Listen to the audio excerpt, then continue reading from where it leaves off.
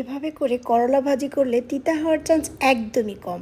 আমি যে টিপসগুলো ফলো করেছি এরকম করে যদি করলা ভাজি করা যায় তাহলে খুব সুন্দর এবং চমৎকারভাবে করলা ভাজি একদমই দিতে হবে না। আসসালামু আলাইকুম, রুমাস রেসিপি আরএস থেকে আমি রুমা। চলুন এই করলা ভাজি রেসিপিটি দেখাই। তো এই তো আমি প্রথমে নিয়ে নিয়েছি তেলের ভিতর জিরা, তারপর নিয়ে নিলাম আমি তেজপাতা দিয়ে এটাকে একটু ভাজা ভাজা করতে হবে।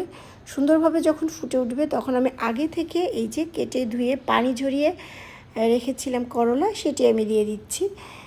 দেখতেই পাচ্ছেন আমি সুন্দরভাবে এটা দিয়ে দিচ্ছি এবং এটা এখন আলতোভাবে সুন্দরভাবে নেড়ে চেড়ে এই করলার ভিতর মিশিয়ে দিতে হবে। তার আগে আমি দিয়ে দেব লবণ আর হলুদ। লবণ আর হলুদের গুঁড়ো দিয়ে দিতে হবে। আমি যতটুকু করলা নিয়েছি সেই অনুযায়ী একদম পরিমাণ মতো সুন্দরভাবে দিয়ে একদম দিয়ে দিতে হবে। আর এই যে বেশি করে দিয়ে দিতে হবে পেঁয়াজ, যেটার মূল টিপস হচ্ছে পেঁয়াজ। পেঁয়াজ যত বেশি করে দেবেন করলা তিতা হওয়ার চান্স ততই কম থাকবে। এর ভিতরে আমি কিছুটা রসুনও দিয়ে দিয়েছি।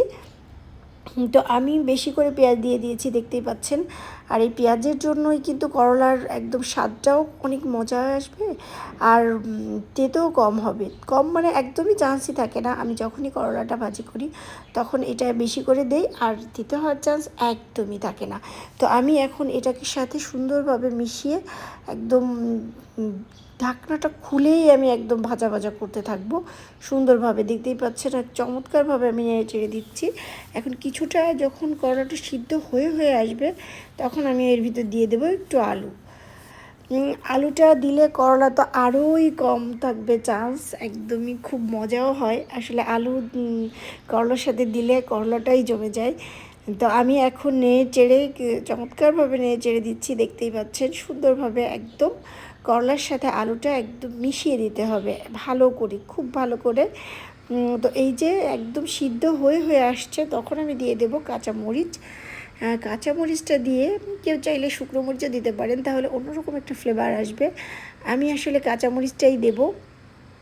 তো দিয়ে একদম নেড়ে চেড়ে এই যে আরও কিছুক্ষণ একদম ঢেকে রেখে সুন্দরভাবে, দেখতেই পাচ্ছেন চমৎকারভাবে